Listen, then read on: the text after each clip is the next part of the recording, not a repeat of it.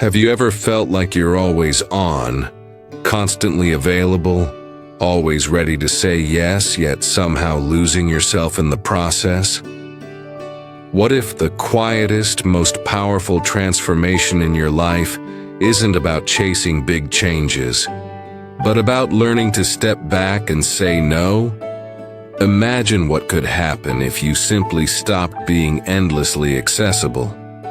Of all the changes we chase, the breakthroughs we crave, few are as profound and quietly revolutionary as the shift that begins when you pull away from being constantly available. At first, it's barely noticeable, almost invisible. You start by holding back just a little. You don't answer immediately. You stop feeling the need to explain every move. The world, used to your constant presence and quick yes, begins to feel unsettled. Some people notice right away, some get confused, even frustrated, and a few, those who truly value you, simply adapt and respect your new boundaries without complaint. But beneath the surface, a deeper change stirs. You begin reclaiming your life from the grasp of those who acted like it belonged to them. As Carl Jung wisely said, the privilege of a lifetime is to become who you truly are. And that journey demands silence, space, and a little unavailability.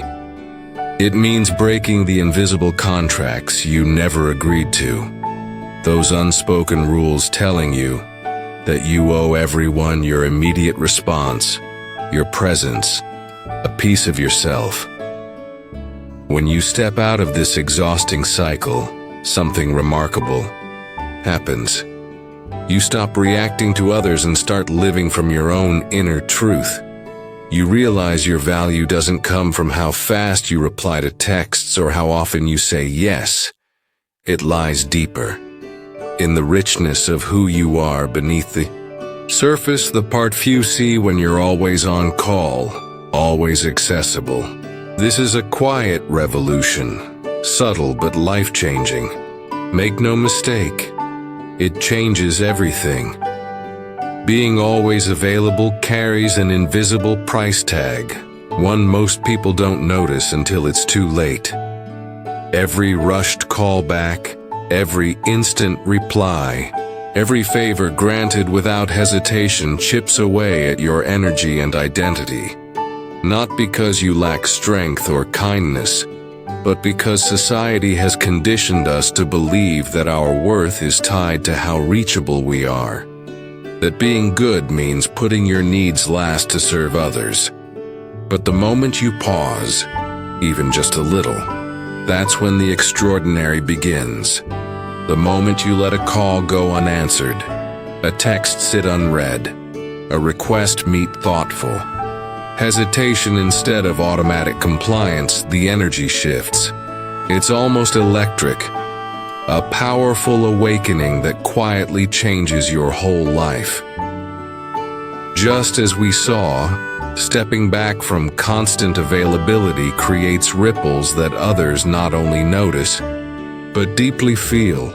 Your absence breaks the pattern they've grown so used to relying on. Suddenly, the easy control they had over you through your predictable responses starts to crumble.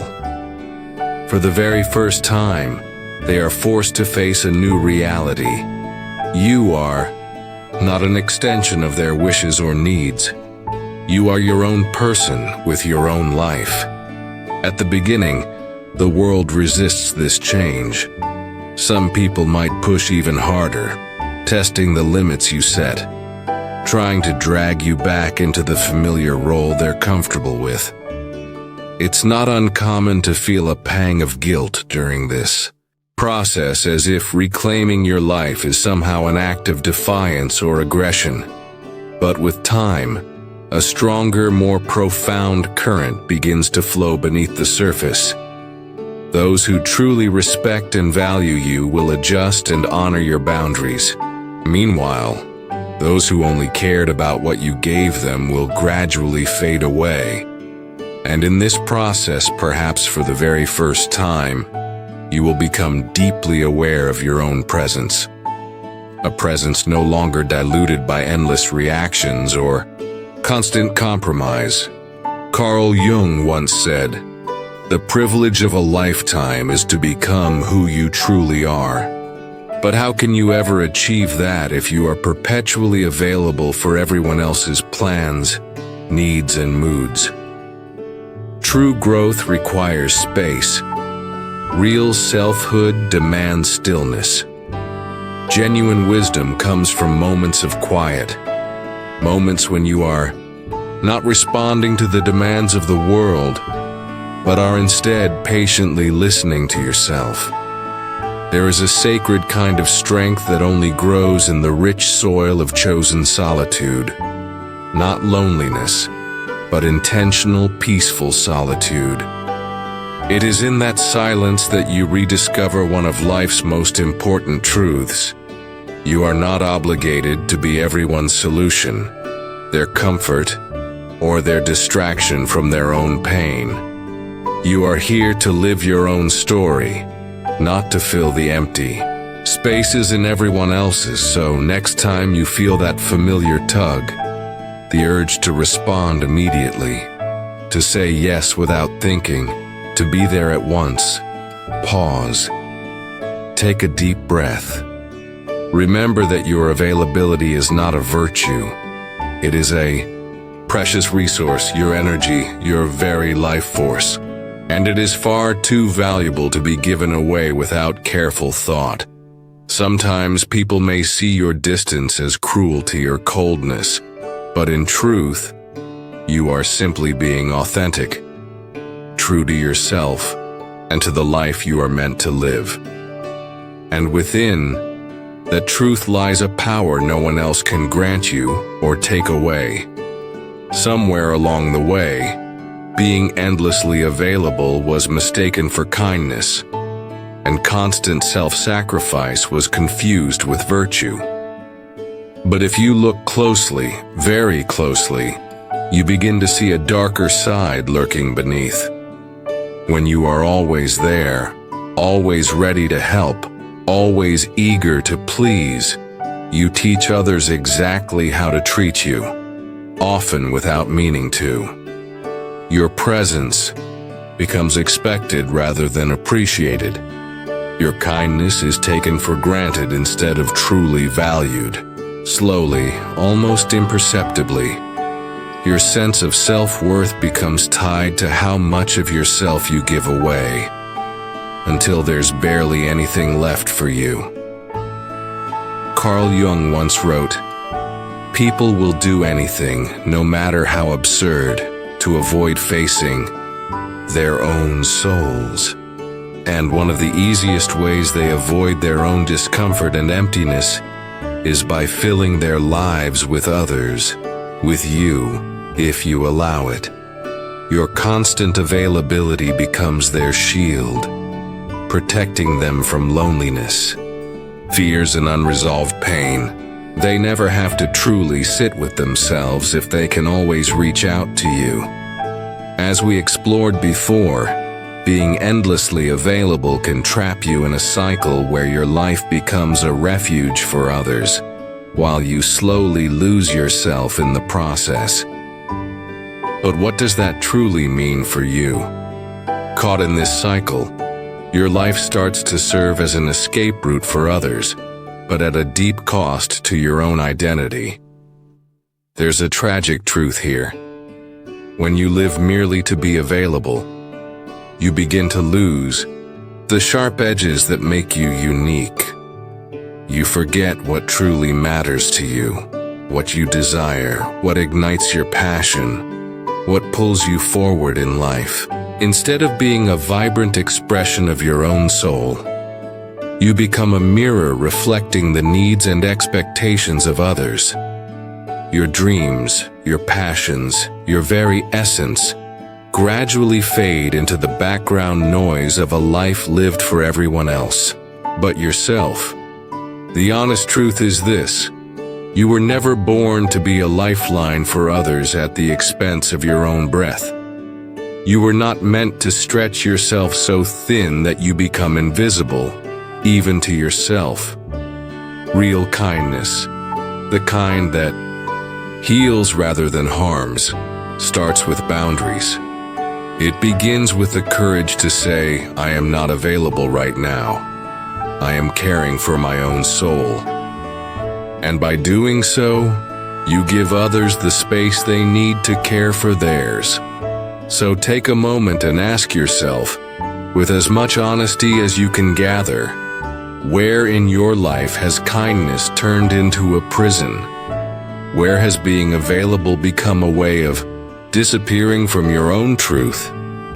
And most importantly, are you willing to face the discomfort of disappointing others to finally stop betraying yourself? Because when you do, when you reclaim the time and energy you once gave away so freely, you will begin to experience a freedom few ever taste. The freedom of a life owned fully and unapologetically by you. Often, this cycle is hidden behind a mask, a carefully crafted persona that keeps you over-available. There's a quiet tragedy in living too long behind this mask. A persona shaped to be everything the world expects from you. Maybe it started as a survival tool, a way to fit in, to be liked, to avoid rejection, to feel needed. But over time, what once was a conscious choice hardens into a reflex. Before you know it, you're no longer living from who you truly are, but from who you think you should be. A smile when you're exhausted. A yes when your whole being cries out no.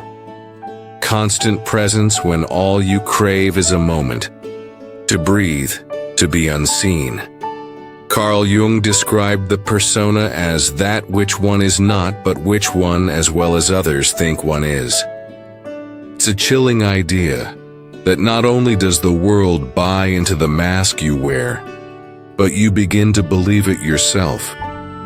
You start thinking that being available, agreeable, endlessly accommodating is who you are. But it's not. It's who you thought you needed to be to survive. It's who you learn to become in a world that often values appearances more than authenticity. This mask demands a heavy price. It requires you to always be reachable, always responsive, always agreeable. Even when your soul protests quietly, it convinces you that love must be earned through your usefulness, that belonging must be paid for with self-sacrifice. So you stay over-available, not because your heart is open, but because your mask fears what might happen if you pull away. Yet beneath this mask, something else stirs, a quieter truth, a longing not just to be liked, but to be truly known, not just to be needed, but to be seen deeply, honestly, even with imperfections. And this longing cannot be fulfilled by being everything to everyone. It can only be met by removing the mask, even if that risks losing applause, even if it disappoints those who never knew the real you to begin with. The fear is real. The fear that if you stop being so available, so accommodating, so perfectly reliable, you will be abandoned, deemed unworthy. But here is a deeper truth. Those who love only your mask never truly loved you. And if the price of acceptance is your authenticity, then that cost is far too high. So consider this carefully. Building on the truth we uncovered before, let's ask ourselves a profound question. Who are you when no one is watching? Who do you become when you stop performing for the world? Imagine for a moment what it might feel like to offer not a carefully crafted persona, but your authentic presence, a presence rooted in truth rather than fear, a presence willing to be sometimes unavailable, sometimes imperfect, and sometimes gloriously unapologetically real.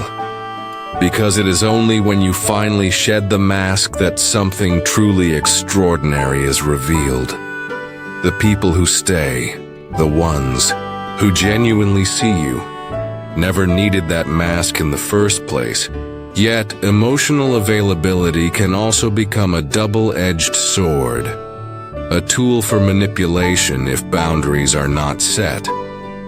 What starts as a beautiful openness, a readiness to listen, to care, to feel deeply with others, can quietly open the door for manipulation to enter your life. The more you respond, the more you give, the more you show up without hesitation, the easier it becomes for others to use your emotions as levers to get what they want. Often they don't even realize they are doing it. They simply learn over time that your heart is a tool they can pull on whenever it suits them. When you fail to set limits on your emotional availability, you unintentionally send a message. My energy, my time, my empathy are always up for grabs. And once people sense this, even unconsciously, they begin to pull on you, demanding your attention, your reassurance, your validation whenever it serves their needs. This dynamic rarely announces itself with loud demands or dramatic confrontations. More often, it is a quiet expectation that you will always answer, always care, always fix what others are unwilling to face themselves. Carl Jung offers a chilling insight here. Until you make the unconscious conscious, it will direct your life and you will call it fate. If you don't consciously decide when and how to offer your emotional presence, others will decide for you. They will shape your life around their wounds, their emptiness, their fears, and call it friendship, love, or duty. But deep down, you will feel yourself eroding, stretched thinner and thinner until your own emotional reserves run dry.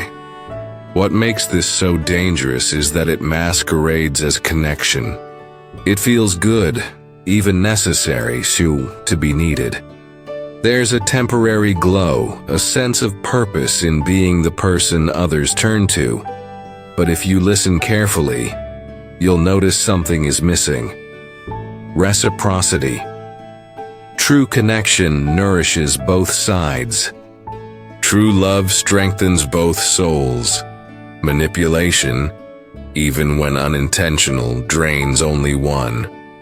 So the question must be asked gently but relentlessly.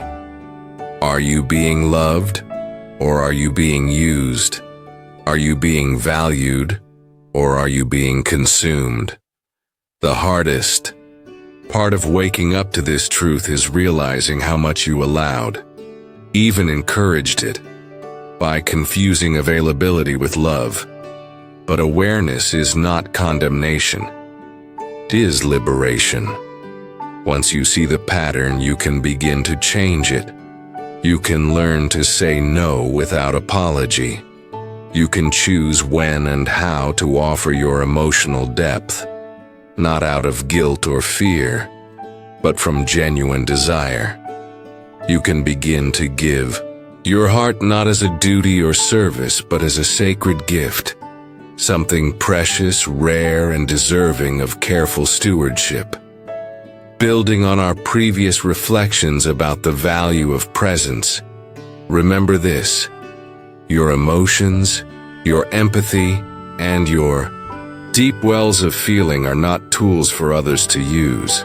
They are the very essence of who you are, and they deserve to be protected, respected, and given only where they are truly honored in return. There is a curious law of human nature, as old as time itself. We rarely cherish what comes too easily. We may enjoy it, we may indulge in it, but we don't truly respect it. Especially in human relationships, this law is unforgiving. If your time, your attention, and your energy are always available without question, without effort, without any cost, they become invisible, expected, taken for granted, like air, like water. Things we never stop to appreciate until they are gone. It's not because people are inherently cruel or ungrateful, but simply because the mind is wired to value what feels rare, what is earned, what demands awareness and effort. When you are always available, when your presence is never intentional, something others must rise to meet. You unknowingly teach them to see you as a given, not as a gift. Carl Jung captured this truth when he said, "The more you deliberately seek happiness, the more you emphasize and magnify how much you don't have it. Likewise, the more your availability is automatic, the less it is appreciated." The human heart needs effort to awaken real appreciation. It needs longing to ignite true value. It needs the experience of absence to truly savor presence. If people never have to earn your time, they will treat it as endless.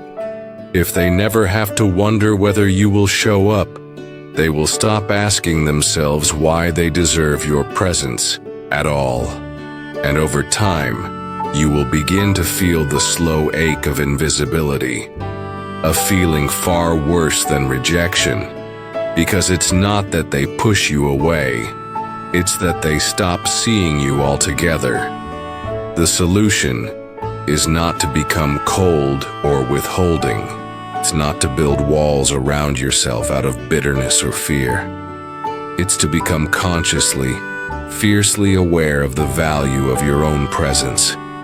To understand that your time, your attention, and your emotional energy are finite, sacred resources. They are not owed to everyone simply because they ask. They must be earned through respect, reciprocity, and genuine connection. And when you start treating your own presence with that level of reverence, others will either rise to meet it or they will fall away.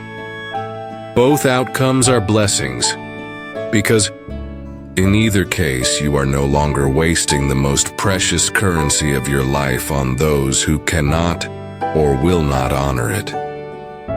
So ask yourself, who treats your presence as a privilege and who treats it as a convenience?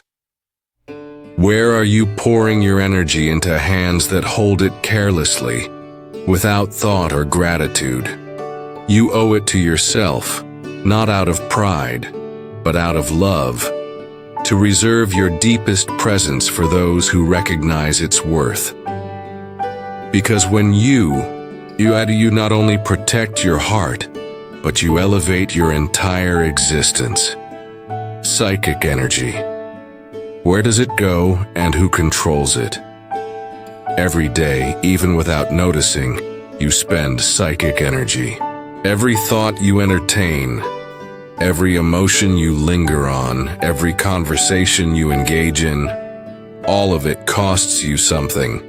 And though the cost is invisible, the effects are not. Fatigue, anxiety, a lingering sense of being scattered, drained, worn thin by 1,000 invisible demands. You feel it in the heaviness behind your eyes, in the ache in your chest, in the restless racing of your mind at night when the world finally quiets. Continuing our reflections on managing your psychic energy, let's ask a crucial question that few of us ever stop to consider. Where is my energy going? And who decides? Carl Jung once observed, energy is never lost in the psychic system. It is merely transformed. This means that even when you think you're just wasting time, when you get pulled into unnecessary drama, when you argue with people who aren't ready to understand, when you explain yourself over and over to those determined not to listen, You are not merely wasting time.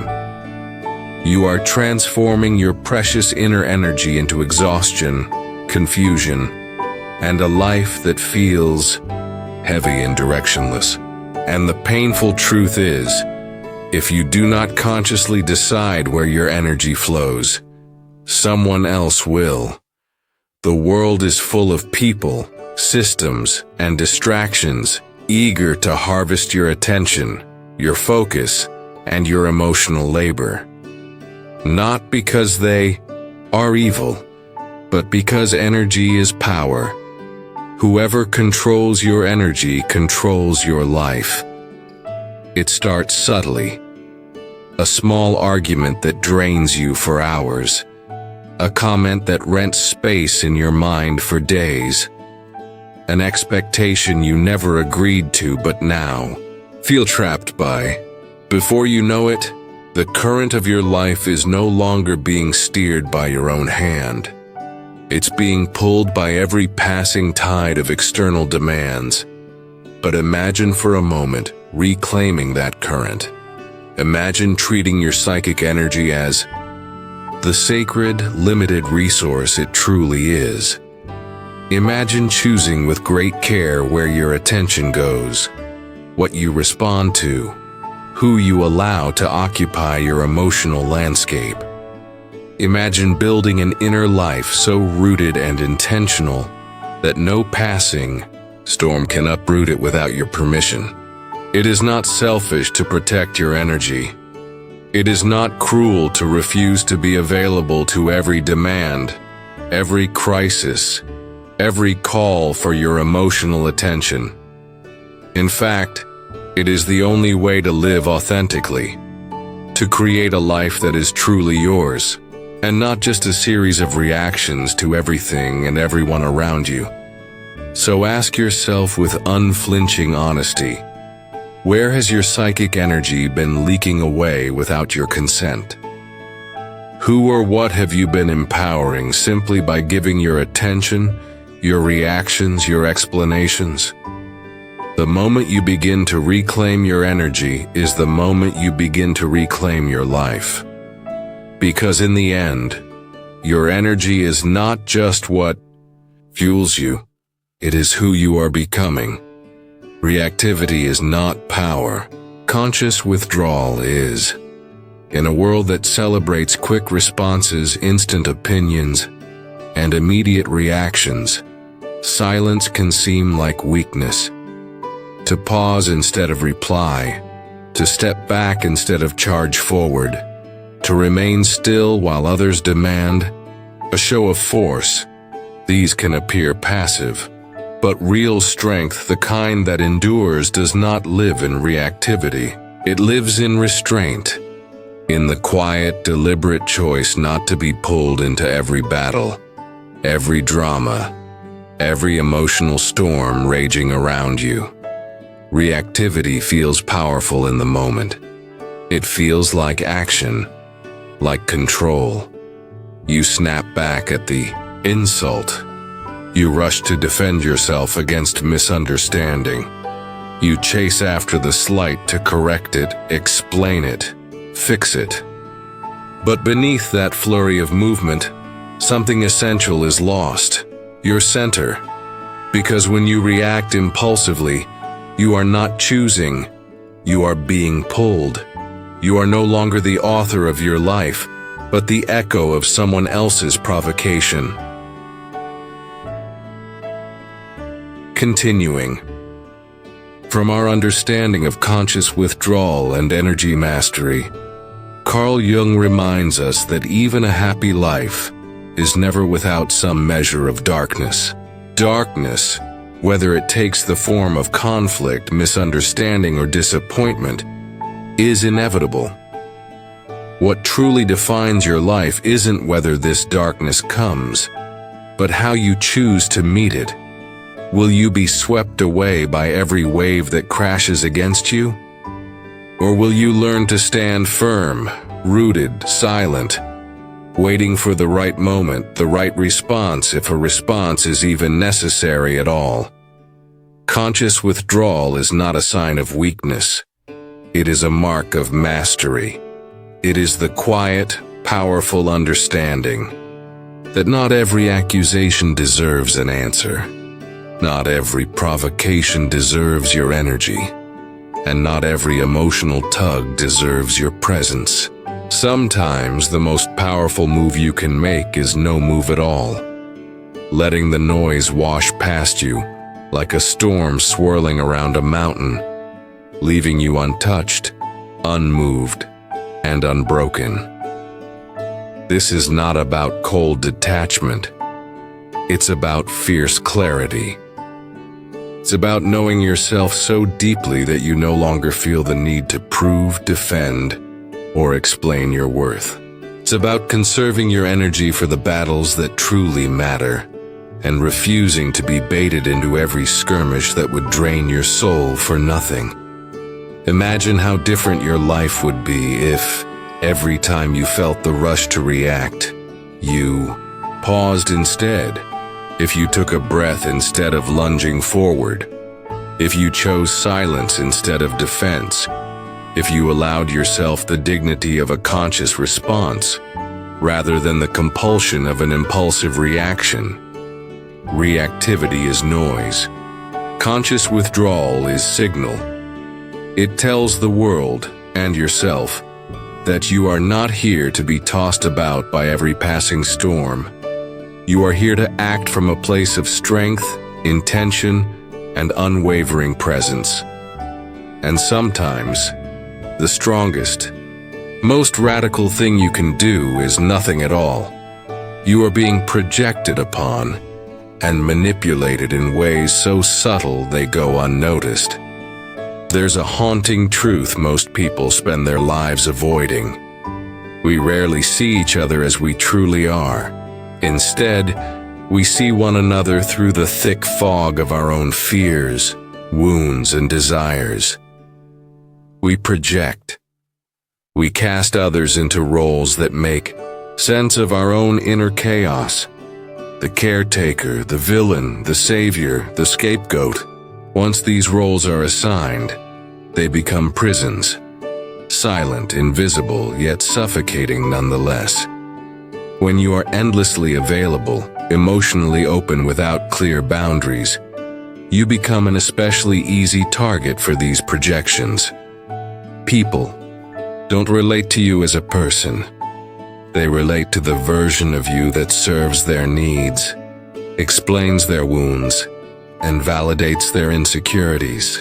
They don't ask who you really are. They decide who you must be. And if you're not careful, if you don't stay deeply awake, you begin to live inside the cage they have built for you. Carl Jung warns us, knowing your own darkness is the best method for dealing with the darkness of other people. Without that self-knowledge, you will be pulled into the games others play with themselves, games they are often not even aware they are playing. You will be blamed for emotions you didn't cause, held responsible for expectations you never agreed to, and cast as the villain in stories that were never truly yours to begin with. This silent manipulation is dangerous precisely because it is so subtle. It doesn't shout. It whispers. It creeps into your relationships, your self-perception, and your choices. It makes you second-guess yourself. It pressures you to over-explain, to over-give, and to apologize for burdens that are not yours to carry. It convinces you that setting boundaries is cruel, that stepping back is betrayal, and that saying no makes you the bad one. Building upon the awareness we've developed about projection and silent manipulation, once you recognize the pattern, everything changes. You come to realize that projection isn't about you, it's about them. Their fears, their unmet needs, their unresolved wounds. You're simply the mirror that reflects their inner struggles. And with that understanding, you gain the right and the responsibility to step away from that mirror, to refuse the roles they assign to you, and to stop dancing to a tune you never chose. The true challenge, the deep work, isn't in fighting every projection thrown your way. It's in seeing those projections for what they really are and choosing not to engage. It's about cultivating such a strong and clear sense of self that no external story, no imagined version of you, can dictate your reality. So the next time you feel that subtle pull, the guilt, the pressure, the manipulation, ask yourself, whose story am I living right now? Whose expectations am I trying to meet? And most importantly, what would happen if I simply refused to play the role altogether? Because the moment you stop living inside other people's projections is the moment you begin to live freely and fiercely as yourself. Unavailability shatters the projection game. The moment you withdraw your constant presence, the moment you step out of the roles others have silently assigned to you, something powerful and unsettling happens. The entire illusion collapses. Without your predictable reactions, without your constant emotional labor, without your ready availability to validate their expectations, people are forced to confront a reality they have long avoided. Even if that agreement is silent and unconscious, it requires you to keep showing up as the version they prefer to avoid. The caretaker, the forgiver, the reliable one who never says no. As long as you keep playing that part, the illusion lives on. But when you become unavailable, when you no longer respond as they expect, when you stop explaining, justifying, or overextending yourself, the narrative begins to crack. At first, the response may be confusion, then anger, maybe even accusations. You've changed. You're being selfish. You're not who I thought you were, and in a way, they're right, you have changed. Or rather, you have stopped being the illusion they projected onto you. And for those deeply attached to their stories, this can feel like betrayal, but it's not betrayal. It's an invitation, painful, yes, but necessary, for them to finally see the reality of both their own lives and yours. Carl Jung grasped this profound mechanism when he said, "Everything that irritates us about others can lead us to an understanding of ourselves. Your withdrawal, your refusal to continue playing the projection game, becomes a mirror reflecting back to them their own unmet needs, insecurities, and abandoned responsibilities. Not everyone will be ready or willing to face this truth. Some will lash out. Some will leave. Some will try to pull you back into the old dynamic. But a few, the brave ones, will use that irritation as a doorway to growth. The beauty of stepping out of projections is that it frees both you and them. You free yourself from living a life scripted by other people's wounds, and you offer them, whether or not they accept it, the chance to confront their true selves without leaning on the crutch of your compliance. Most importantly, you reclaim the sacred space of your own being, building on the freedom you create. By stepping out of projections, you are no longer defined by what others need you to be. You are no longer trapped in stories you didn't write, no longer living a half-life, trying to be everything to everyone. There is a profound peace that comes when you release the need to be understood by those who only saw the mask, not the real you. A deep, quiet freedom emerges in no longer having to perform, explain, or defend your existence. So today, ask yourself, What projections am I still feeding by being constantly available? What illusions do I continue to sustain with my never-ending presence? And what would it feel like to simply stop?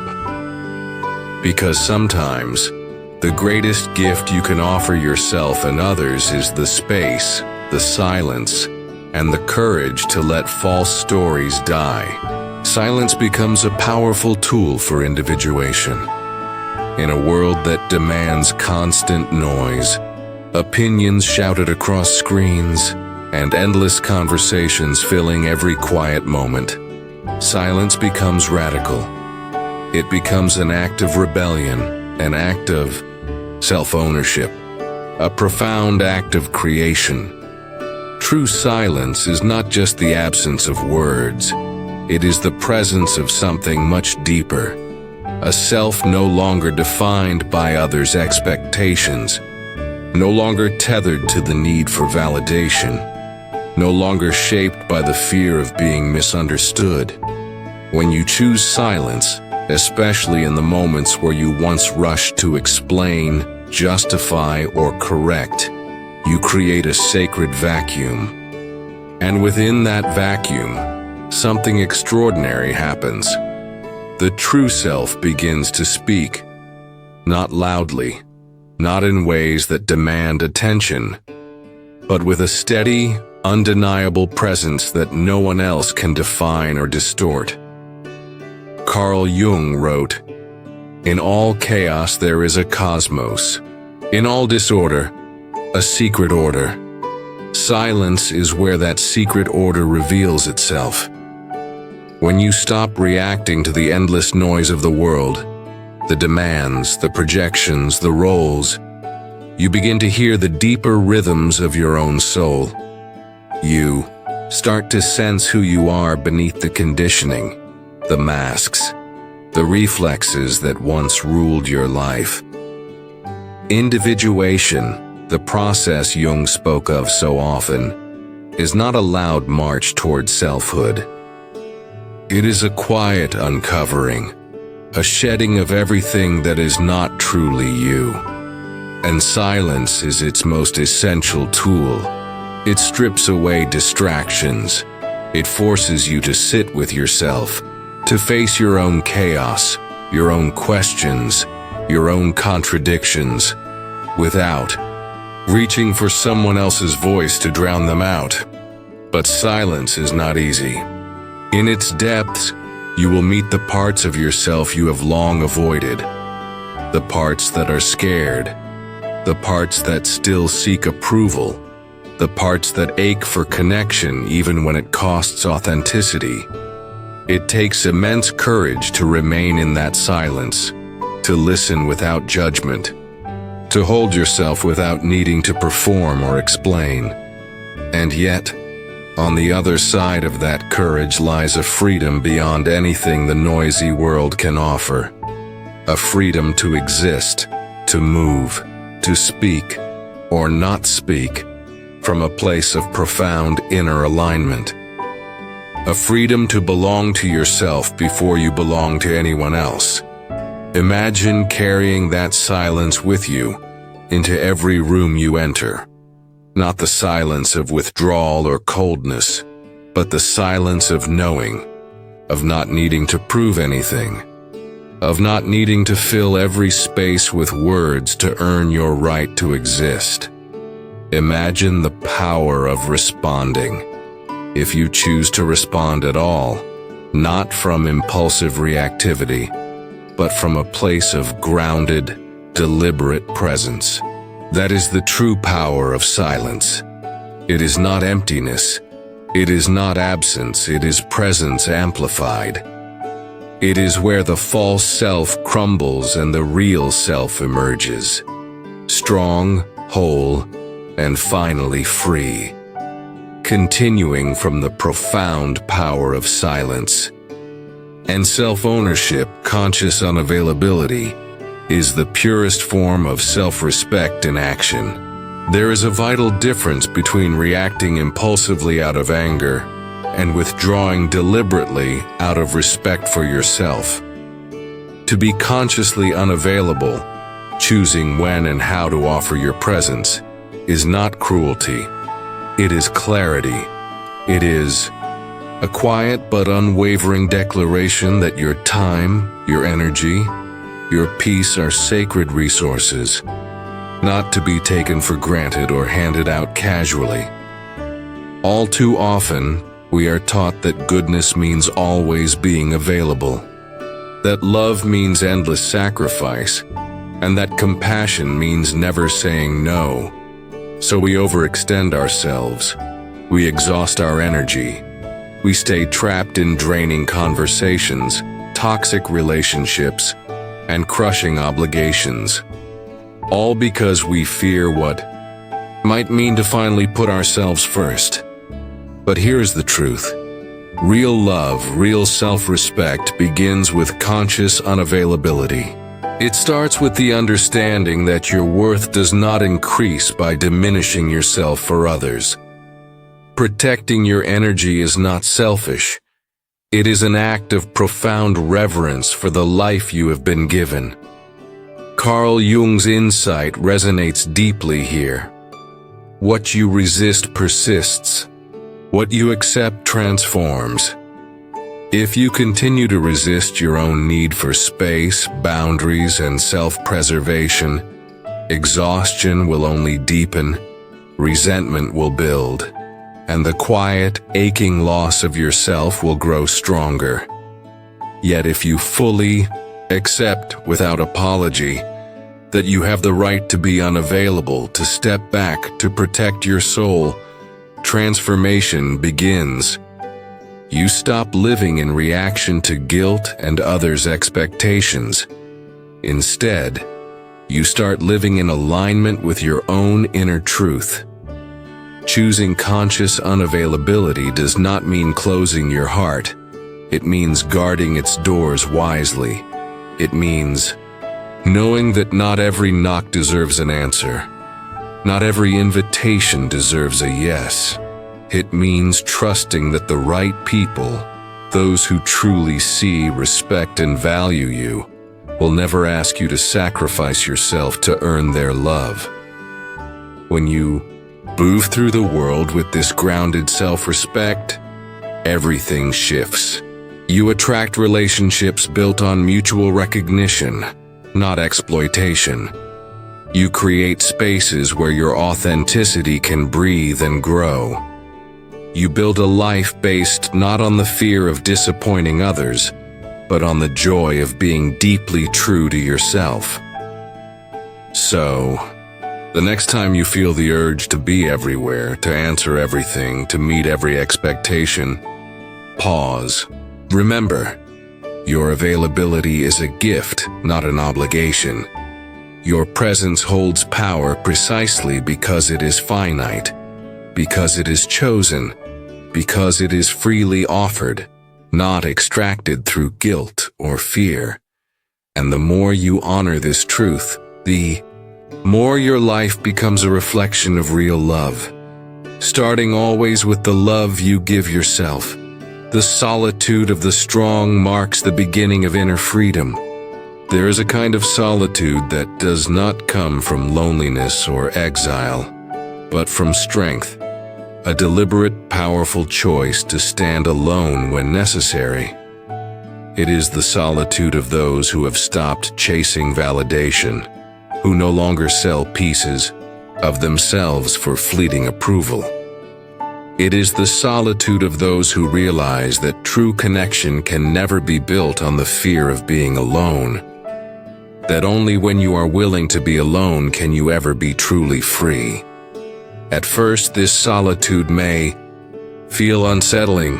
After all, much of life teaches us that worthiness is tied to constant connection, that to be loved, to be seen, we must always orbit around others, always available, always needed.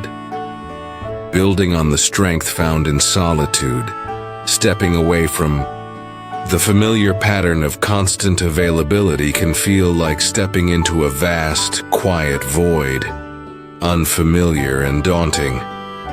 But if you can remain with that stillness, resisting the urge to rush back into the noise just to escape the silence. Something truly extraordinary begins to unfold. That void transforms into a sanctuary, a sacred space where your own voice, long drowned out by the clamor of others' needs and expectations, can finally be heard clearly. Carl Jung once said, "Loneliness does not come from having no people around you, but from being unable to communicate the things that seem important to you." Real loneliness is not about being physically alone. It's about the absence of being truly understood. The soul craves authentic connection, and no amount of forced availability or desperate clinging to relationships can ever fill that hunger. That craving can only be satisfied by first understanding yourself, by standing firmly in who you are, even when no one else is watching, even when no applause comes.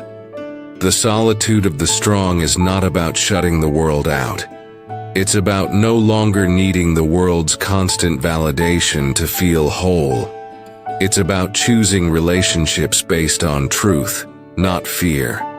It's about giving from abundance, not from desperation.